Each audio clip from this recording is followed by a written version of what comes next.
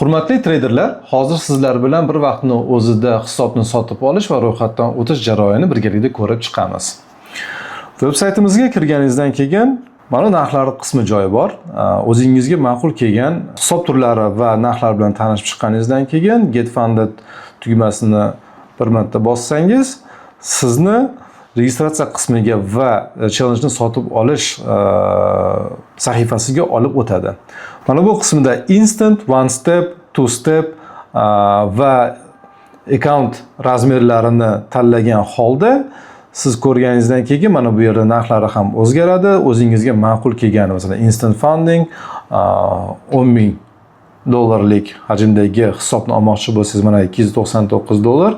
Bu yerda siz o'zingizni shaxsiy ma'lumotlaringizni to'ldirasiz, telefon raqamingizni kiritasiz, davlatni tanlaysiz, tilni tanlaysiz, parolni kirgizasiz, rozilik bildirasiz va to'lov qismiga o'tasiz.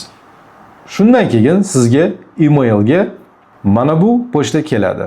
Albatta, confirmation degan joyini bosasiz. Bosganingizdan keyin sizda mana bu qismiga olib o'tadi. Bu yerda siz elektron pochtangizni kiritasiz, parolingizni kiritasiz va kabinetingizga kirasiz. Kabinetingizga kirganingizdan keyin sizda mana bu yerda sotib olgan hisob raqamingiz turadi.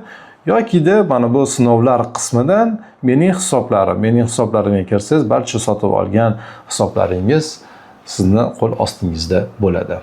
Yana bir videomizda bir vaqtni o'zida challenge-ni sotib olish va ro'yxatdan o'tish jarayonini ko'rsatib o'tganmiz.